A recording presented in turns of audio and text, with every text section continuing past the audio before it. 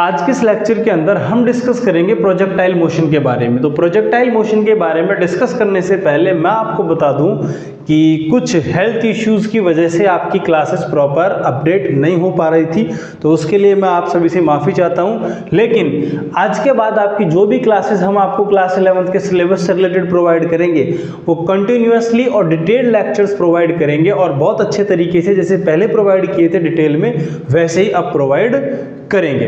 तो चलिए स्टार्ट करते हैं आज के वीडियो लेक्चर को, प्रोजेक्टाइल मोशन। तो प्रोजेक्टाइल मोशन को समझने से पहले आप सभी को ये जानना होगा कि प्रोजेक्टाइल क्या होता है, प्रोजेक्टाइल मोशन क्या होती है, इसके एग्जांपल्स कौन कौन से होते हैं। तो सबसे पहले हम सीखते हैं प्रोजेक्टाइल क्या होता है। तो चलिए प्रोजेक्टाइल प्रोजेक्टाइल प्रोजेक्टाइल देखिए, किसी ऑब्जेक्ट को, कोई भी आपके पास एक ऑब्जेक्ट है जिसे किसी इनिशियल वेलोसिटी के साथ स्पेस में थ्रो किया जाता है, सराउंडिंग में थ्रो किया जाता है under the influence of gravity, तो वो कुछ टाइम बाद पैराबोलिक पाथ को फॉलो करता हुआ किसी पॉइंट पर जाकर ड्रॉप हो जाता है। That object is called projectile and that motion is called projectile motion. Clear? Just for example, bullet fired by gun or rifle. Bullet को फायर किया जाता है किससे? गन से या राइफल से बुलेट फायर किया, बुलेट जैसे फायर होगा ऐसे जाएगा, ऐसे जाएगा, ऐसे जाएगा, ऐसे गिर जाएगा। क्लियर? जेवलिन थ्रो, जैसे हमारे नीरज चोपड़ा जी ने जेवलिन फेंका था, किसमें? ओलंपिक्स में। कैसे फेंका था? ये जेवलिन लिया और ऐसे फेंक दिया। तो जेवलिन गया कैसे था? ऐसे ऐसे ऐसे ऐसे ऐसे ऐसे ऐसे, किसी इनिशियल वेलोसिटी के साथ फेंका था उन्होंने। तो कोई इनिशियल वेलोसिटी दी यहाँ से और वो अपने ड्रॉप पॉइंट पर जाकर गिर गई, तो पैराबोलिक पाथ को फॉलो करता हुआ जेवलिन गया। तो that is example of projectile motion. कोई प्लेन अगर टेक ऑफ करता है या लैंडिंग करता है तो प्लेन का जो कंप्लीट पाथ है that is projectile motion. Plane मान लीजिए, जेट मान लीजिए, तो ये आपके प्रोजेक्टाइल मोशन के एग्जाम्पल है। तो इस लेक्चर के अंदर हम प्रोजेक्टाइल मोशन के अंदर क्या क्या चीजें सीखेंगे। सबसे पहले तो हम सीखेंगे equation of trajectory, equation of trajectory या फिर पाथ, एक ही बात है। सेकंड हम सीखेंगे time of flight. Time of flight का मतलब है अगर कोई प्रोजेक्टाइल अपने इनिशियल पॉइंट से टेक ऑफ करता है तो लैंडिंग पॉइंट तक जाने में उसको कितना टाइम लगेगा। मतलब कोई एरोप्लेन अगर टेक ऑफ करता है तो लैंडिंग पॉइंट तक पहुंचने में उसको कितना टाइम लगेगा, that is time of flight. तो वो हम यहाँ पर कैलकुलेट करेंगे। थर्ड हम कैलकुलेट करेंगे यहाँ पर maximum height, maximum height, and fourth calculate करेंगे रेंज। फोर्थ कैलकुलेट करेंगे क्या? रेंज। तो हम ये चार चीजें यहां पर पढ़ने वाले हैं, maximum height, time of flight, range और इक्वेशन ऑफ ट्रेजेक्टरी। तो ये चार चीजें हम यहां पर पढ़ेंगे भाई। तो देखो सबसे पहले हम देखते हैं, थोड़ा थोड़ा सा मैं आप लोगों को समझा देता हूं इक्वेशन ऑफ ट्रेजेक्टरी क्या होती है। मतलब ऐसा इक्वेशन हम डिफाइन करेंगे, ऐसा इक्वेशन हम डिराइव करेंगे जो हमें बताएगा कि पैराबोलिक पाथ है या फिर कैसा पाथ है, जो प्रोजेक्टाइल है वो आपका किस पाथ को फॉलो करता हुआ जाएगा। टाइम ऑफ फ्लाइट से हम निकालेंगे कि इनिशियल से फाइनल पॉइंट तक जाने में कितना टाइम लगेगा। मैक्सिमम हाइट हम निकालेंगे कि जैसे हमने यहाँ से फेंका तो ऐसे अगर फेंकते हैं तो ये एक मैक्सिमम हाइट तक जाएगा वर्टिकल डायरेक्शन में, that is maximum height. Range होगा इनिशियल से फाइनल पॉइंट के बीच का horizontal distance, that is range. तो चलिए स्टार्ट करते हैं, हम वन बाय वन इन चारों टॉपिक्स को पढ़ते हैं और डिटेल में प्रोजेक्टाइल के लेक्चर्स को कंप्लीटली पढ़ते हैं। तो चलिए भाई, बोलो भाई जय श्री राधे। तो चलिए स्टार्ट करते हैं। देखिए अब हम बना रहे हैं यहाँ पर एक डायग्राम, और इस डायग्राम को बनाने में हमें लग रही है मेहनत, तो इसलिए ये लाइन हम खींचेंगे बिल्कुल स्ट्रेट, क्योंकि हम बना रहे हैं यहाँ पर एक्सिस। ये देखिए, दैट इज वाई एक्सिस बच्चों, and that is X axis, और that is origin O. Clear? ये आपका एक्स एक्सिस, ये वाई एक्सिस। अब यहाँ से मैं एक गन से बुलेट फायर करता हूँ, तो ये बुलेट ऐसे जा रही है और ऐसे गिर गई जाके। सही है, ये बुलेट ऐसे गया और किसी पॉइंट पी पर जाकर किसी पॉइंट बी पर जाके गिर गया, दैट इज। अब ठीक है, तो ओ से हमने एक ऑब्जेक्ट को थ्रो किया, किससे? सम इनिशियल वेलोसिटी u से। क्लियर? और कितने एंगल पर? थीटा एंगल पर। तो अगर इनिशियल वेलोसिटी u से हम ऑब्जेक्ट को थ्रो कर रहे हैं, किस पर? थीटा एंगल पर, तो इसकी हॉरिजॉन्टल के रेस्पेक्ट में जो कंपोनेंट होगा that is u cos theta, और वर्टिकल के रेस्पेक्ट में जो कंपोनेंट होगा that is u sin theta. एक ऑब्जेक्ट को हमने थ्रो किया किससे? u इनिशियल वेलोसिटी से। इनिशियल वेलोसिटी u से हम थ्रो कर रहे हैं। इक्वेशन ऑफ ट्रेजेक्ट्री पढ़ रहे हैं, मैं टिक लगा देता हूं भाई, हम पहले यही पढ़ रहे हैं। एक ऑब्जेक्ट को हमने थ्रो किया किससे? u इनिशियल वेलोसिटी से। किससे? हॉरिजॉन्टल के रेस्पेक्ट में एंगल थीटा पर। अगर हम हॉरिजॉन्टल के रेस्पेक्ट में एंगल थीटा बना रहे हैं, तो थीटा के कॉरस्पॉन्डिंग कंपोनेंट होगा u cos थीटा, और जिधर थीटा नहीं है उधर कंपोनेंट होगा u sin थीटा। अब कुछ टाइम बाद क्या होता है, आपका जो प्रोजेक्टाइल है ये पहुंच गया भाई यहाँ पे। कहाँ पे? यहाँ पे पॉइंट P पर, जिसके कोऑर्डिनेट है x, y, और यहाँ पर इसका जो वेलोसिटी है दैट इज वेलोसिटी v। तो x डायरेक्शन में वेलोसिटी हो गया vx, y डायरेक्शन में वेलोसिटी हो गया vy। अब ये एंगल बन गया बीटा, पहले क्या था? थीटा, अब क्या बन गया? बीटा, क्योंकि जैसे जैसे जैसे जैसे आएगा एंगल कम होता जाएगा। अब आपका ही प्रोजेक्टाइल कहाँ पहुँच गया? यहाँ पहुँच गया। तो यहाँ अगर प्रोजेक्टाइल पहुँचा, तो यहाँ पर ये जो हाइट है दैट इज मैक्सिमम हाइट। अब प्रोजेक्टाइल नीचे आने लग जाएगा, और यहाँ पर आकर जो वर्टिकल वेलोसिटी है क्या? v y, ये क्या हो गया? 0 हो गया भाई। वर्टिकल वेलोसिटी क्या है? 0। क्यों? इससे ऊपर ऑब्जेक्ट जाएगा ही नहीं, इससे ऊपर ऑब्जेक्ट जाएगा ही नहीं। ऑब्जेक्ट अब नीचे आएगा इधर, अब आएगा किधर? नीचे। तो आपका जो ऑब्जेक्ट अब यहाँ से ऐसे करते करते करते करते कहाँ पहुँच गया? बी पॉइंट पर पहुँच गया, ऐसे। तो यहाँ भी दो कंपोनेंट होंगे, एक इधर होगा, एक कंपोनेंट इधर होगा। क्लियर? यहाँ करते करते करते करते ऐसे पहुँच गया। तो यहाँ भी क्या होंगे? दो कंपोनेंट होंगे। तो दो कंपोनेंट होंगे तो दैट इज एंगल थीटा होगा। क्लियर? तो देखो, अब ये हमारे पास पूरा पाथ बन गया। तो जहाँ से हमने फेंका और जहाँ पर जाकर हमारा प्रोजेक्टाइल रुकेगा या ड्रॉप होगा, that point is called range. और यहाँ से यहाँ तक आने में इसको जितना टाइम लगेगा that is called time of flight. तो सबसे पहले हम इसके लिए निकालेंगे, मैं यहाँ पर सेक्शन बना देता हूँ। पहले मैं निकाल रहा हूँ बच्चों equation of trajectory.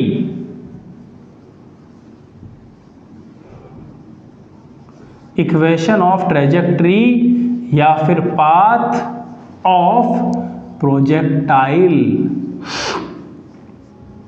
Equation of trajectory या फिर पाथ ऑफ प्रोजेक्टाइल। एक नंबर पर हम इसको डिस्कशन करते हैं, इसको सॉल्व करते हैं। तो एक बार मैं भाई कैमरे का सेटिंग देख लेता हूँ, कहीं पूरा लेक्चर रिकॉर्ड हो जाए और बाद में पता लगे कि कुछ रिकॉर्ड हुआ ही नहीं।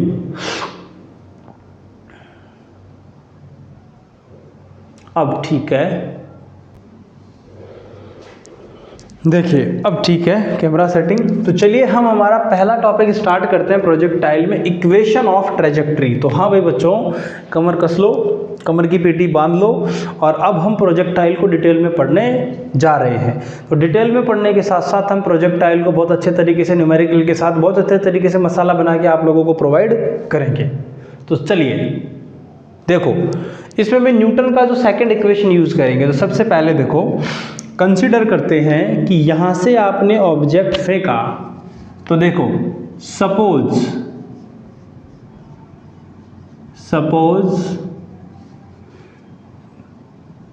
Projectile taken time t, suppose projectile taken time t to reaches at point P। मतलब आपका जो प्रोजेक्टाइल है ये पॉइंट P तक जाने में कितना टाइम लगा रहा है, t टाइम लगा रहा है। तो दैट इज आपके पास ये है, आपके पास y और ये क्या है, x है। तो कितना टाइम लगा रहा है, t टाइम लगा रहा है। तो इसका जो डिस्प्लेसमेंट होगा टाइम t, सो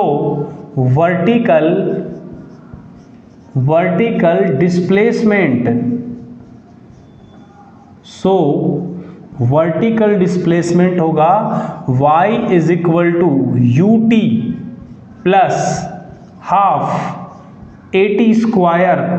तो y is equal to ut plus half at square. तो वर्टिकल डिस्प्लेसमेंट निकालेंगे तो इनिशियल वेलोसिटी भी तो वर्टिकल ही लेंगे।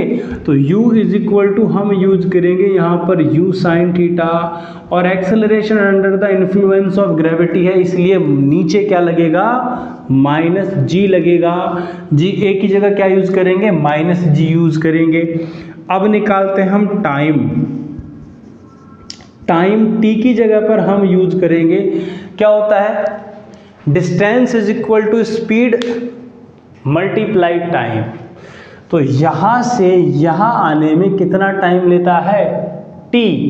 तो टाइम इज इक्वल टू क्या होता है, डिस्टेंस अपॉन स्पीड। तो यहां से यहां तक आने में वर्टिकल डिस्टेंस कितनी ट्रैवल किया, ये हॉरिजॉन्टल डिस्टेंस कितनी ट्रैवल की इसने, x।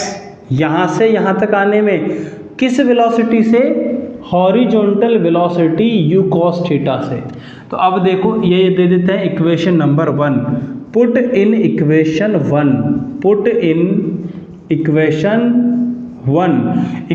1 में अगर हम डेटा पुट करेंगे, तो इक्वेशन 1 में डेटा पुट करने के बाद हमारे पास y इज इक्वल टू ये हो जाएगा u साइन थीटा। u की जगह पर u साइन थीटा पुट किया, t की जगह पर x upon u cos theta put कर दिया बच्चों, और 1/2 g t स्क्वायर। तो meaning x square upon u square cos square theta. u से u कैंसिल आउट, तो y is equal to x tan theta sine upon cos 10, यहाँ पर gx square upon u square cos square theta. ये बन गया equation of trajectory. तो देखो let's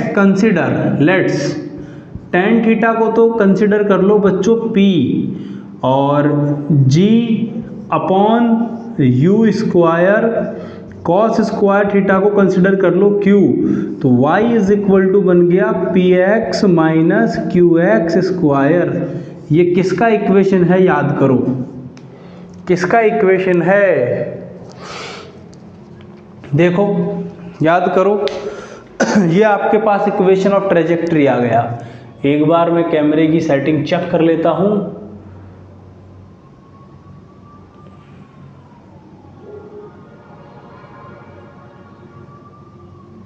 ये आपके पास किसका इक्वेशन है भाई, यहां से पता लग रहा है कि पैराबोलिक पाथ है। हेंस तो कंडीशन यहाँ पे finally, hence the path Hence the path of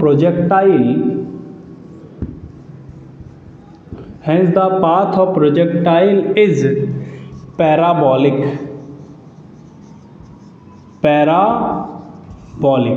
तो प्रोजेक्टाइल का जो पाथ होता है या फिर ट्रेजेक्ट्री होती है, ये कैसी होती है बच्चों? पैराबोलिक होती है। तो equation of trajectory of projectile ये आपके सामने है। कैसे निकालेंगे? सेकंड इक्वेशन से निकालेंगे। तो ट्रेजेक्टरी के लिए हमने वर्टिकल डिस्प्लेसमेंट ही क्यों लिया? तो क्वेश्चन ये राइज होता है क्योंकि भाई हॉरिजॉन्टल डिस्प्लेसमेंट लेंगे तो एक स्ट्रेट लाइन बन रही है, ये तो स्ट्रेट लाइन बन रही है, लेकिन वर्टिकल डिस्प्लेसमेंट लेंगे तभी तो पता लगेगा कि पाथ किस, जो पार्टिकल है वो किस पाथ पे जा रहा है। तो vertical displacement y, vertical velocity u sin theta. अब यहाँ से यहाँ जाने में जितना टाइम लगेगा उतना यहाँ से यहाँ आने में भी सेम टाइम लगेगा। क्यों? यही डिस्टेंस तो सेम है ना, x कंपोनेंट, तो इसलिए टाइम हमने ले लिया, time is equal to distance multiply upon velocity. यहाँ से यहाँ आने में x डिस्टेंस कवर किया, वेलोसिटी कितना u cos थीटा, तो यहाँ पहुँच गया। तो t को इसमें पुट किया, u को इसमें पुट किया, a को इसमें पुट किया और सॉल्व करके हमने ये इक्वेशन निकाल दिया जो कि पैराबोलिक इक्वेशन है। तो meaning is that projectile parabolic path को फॉलो करता है। क्लियर? 10-15 सेकंड का टाइम देता हूं, एक बार इसको रिवाइज कर लीजिए, फिर हम नेक्स्ट बढ़ेंगे टाइम ऑफ लाइट की ओर। तो चलो करो रिवाइज, जल्दी करो रिवाइज भाई बच्चों, करो।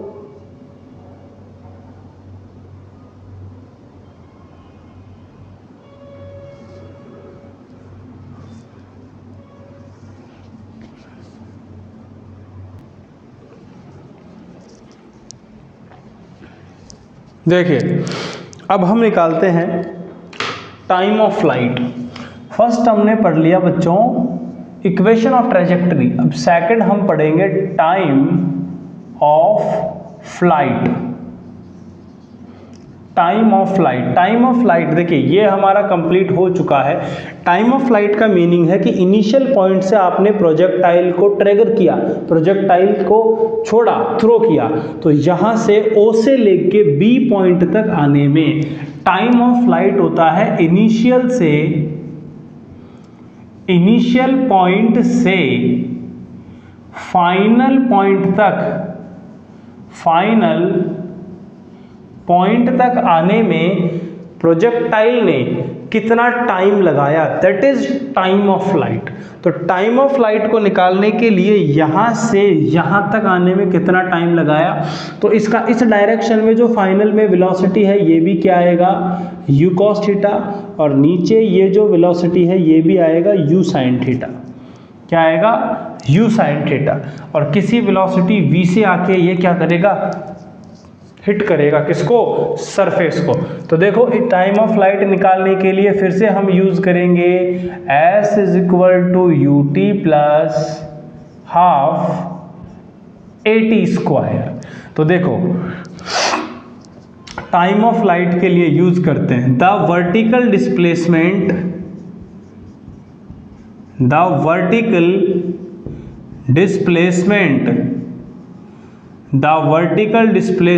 ऑफ प्रोजेक्टाइल क्या है, 0 है। वर्टिकल वेलोसिटी प्रोजेक्टाइल की इनिशियली कितनी है थीटा। और टाइम ऑफ लाइट को हम कंसिडर कर लेते हैं टाइम ऑफ फ्लाइट FLIGST, इसको कंसिडर कर लिया TF से।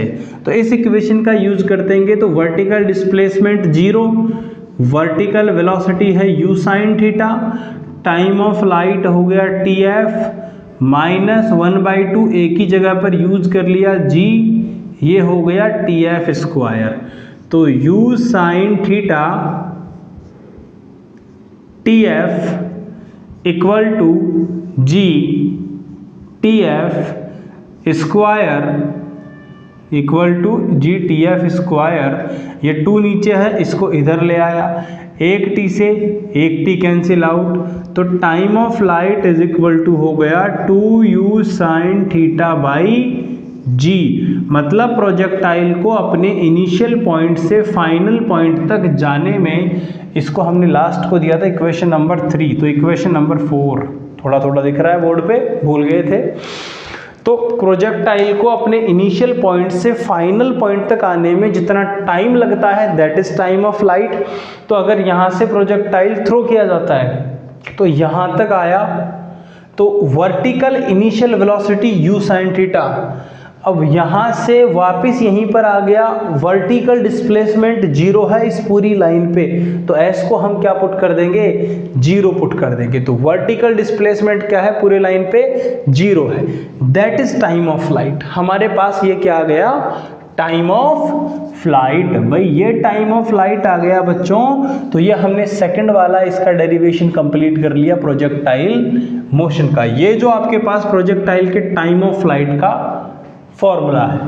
अब हम थर्ड पढ़ते हैं, मैक्सिमम हाइट कितना जाएगा, maximum height of projectile, maximum height of projectile, maximum height of projectile. चलो आ जाओ, कैसे निकालते हैं। मेरा प्रोजेक्टाइल यहाँ से चला, ये चलता चलता चलता चलता चलता चलता चलता चलता चलता चलता यहाँ पहुँच गया। तो मीनिंग इज दैट मेरे पास एक इक्वेशन है v square is equal to u square plus 2as। आप अच्छी तरह जानते हो न्यूटन का ये थर्ड इक्वेशन है। कौन सा, थर्ड इक्वेशन है। अब इस थर्ड इक्वेशन में देखो, यहाँ से चला प्रोजेक्टाइल, ये चला, ये चला, ये पहुँच गया पॉइंट ए पर। अब ये मैक्सिमम हाइट का पॉइंट है, तो यहाँ पर जाकर इसकी वर्टिकल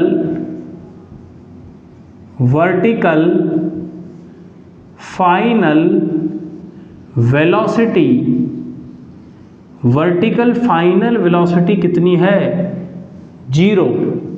तो यहाँ पर वर्टिकल इनिशियल वेलोसिटी कितनी है, u sin थीटा।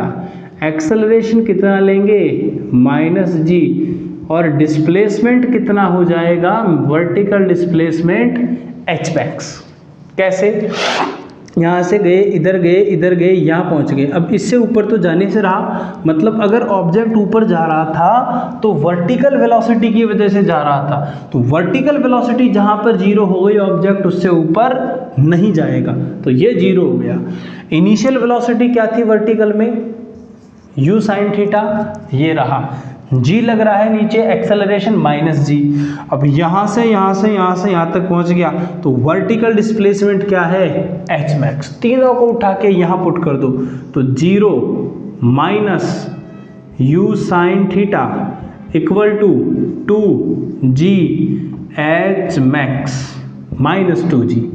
तो यहाँ से मैक्सिमम हाइट आ गया कितना, u sin theta upon 2g।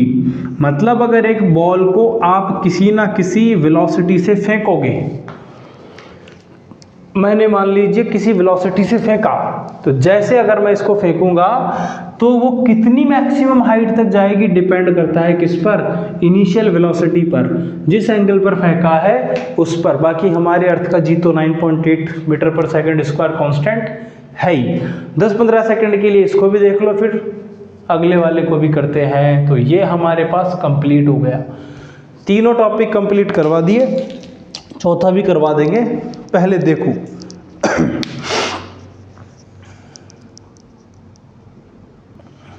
देखो भाई, और तरीके से पढ़ो, इसको क्लियरली समझो, आपको ये सारी चीज़ें बड़े तरीके से समझ में आ जाएंगी।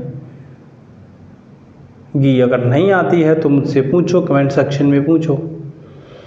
अब हमारे पास है हॉरिजॉन्टल रेंज, यानी range, fourth point.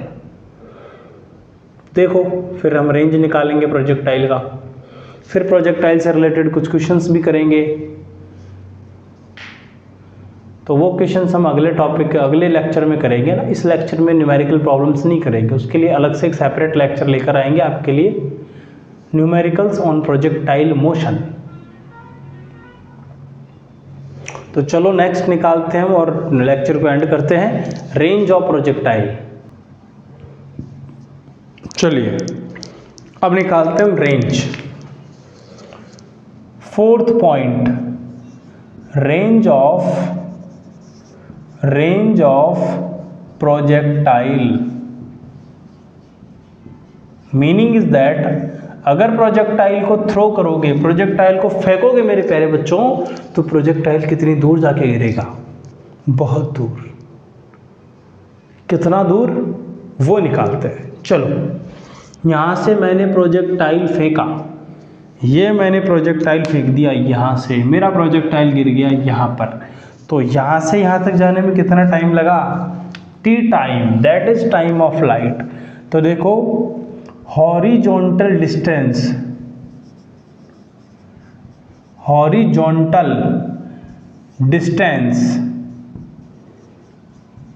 Is equal to क्या आएगा? Horizontal velocity multiply time of flight, तो यहाँ से यहाँ तक का डिस्टेंस दैट इज रेंज। तो हॉरिजॉन्टल डिस्टेंस, तो हॉरिजॉन्टल वेलोसिटी, और यहाँ से यहाँ तक जाने में टाइम, तो हॉरिजॉन्टल डिस्टेंस को तो हम कहते हैं रेंज, यानी range r is equal to horizontal velocity कितना है हमारा? u cos theta, time of flight कितना था? 2u sin theta upon g। तो यहाँ से हमारी रेंज आ गई u square 2 sin theta cos theta upon g। तो हमें पता है बच्चों 2 sin थीटा cos थीटा होता है हमारे पास sin 2 theta. Horizontal distance, horizontal velocity और time of flight. Horizontal distance कितनी है हमारे पास? यहाँ से यहाँ तक। हॉरिजॉन्टल वेलोसिटी ये रही, टाइम ऑफ लाइट यहाँ से यहाँ तक हम पहले निकाल चुके हैं, तीनों को पुट कर दिया, ये अलग ही फॉर्मेट बन गया। ये फॉर्मूले आइडेंटिटी के अकॉर्डिंग ये क्या होता है? साइन 2 थीटा होता है। तो रेंज इज इक्वल टू हो गया u square sine 2 theta upon g। ये क्या है बच्चों? रेंज है। क्या है ये? Equation number I think that is 6 या 5, जो भी है आप देख लेना। ये क्या है? रेंज है। अब मैं आपसे एक बात पूछता हूं, स्पेशल केस। मैं आप लोगों को एक बॉल देता हूं, ठीक है?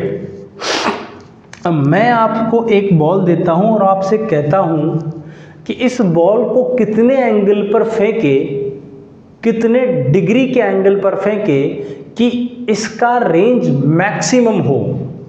बताओ, जल्दी से बताओ कमेंट सेक्शन में, जल्दी से बताओ भाई, बताओ। रिकॉर्डेड लेक्चर है लेकिन फिर भी लेक्चर को पॉज करो, रोको, कमेंट में बताओ कि अगर किसी प्रोजेक्टाइल को हम कितने डिग्री पर फेंके कि वो मैक्सिमम डिस्टेंस पर जाके गिरे, मैक्सिमम रेंज पर जाके गिरे। हमारे नीरज चोपड़ा जी ने किस तरीके से कितने डिग्री पर फेंका कि उनका जैवलिन जाके गिरा? कहाँ? रेंज में जाके गिरा। उसकी रेंज मैक्सिमम कैसे कर सकते थे वो? या फिर एंगल को इंक्रीज डिक्रीज करके,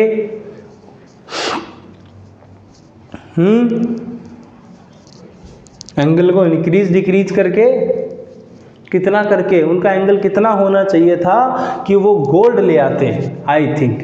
हालांकि जब हम यहाँ पर अगर प्रोजेक्टाइल पढ़ते हैं तो उसमें एयर रेसिस्टेंस वगैरह को, लिफ्ट को, तो इन सब चीज़ों को इग्नोर करके चलते हैं। लेकिन जब जैवलिन फेंका जाता है तो वहाँ पर एंगुलर मोमेंटम, लिफ्ट वगैरह और एयर रेसिस्टेंस वगैरह सारी चीज़ें वर्क करती हैं। इसलिए जो प्रैक्टिकल वैल्यू है वो थ्योरेटिकल वैल्यू से थोड़ी सी अलग आती है। क्लियर? तो यहाँ पर हम बात करते हैं, एयर रेसिस्टेंस को तो गिना ही नहीं हमने, एयर तो है ही नहीं, स्पेस में फेंक रहे हैं जहाँ पे एयर ही नहीं है वहाँ पे।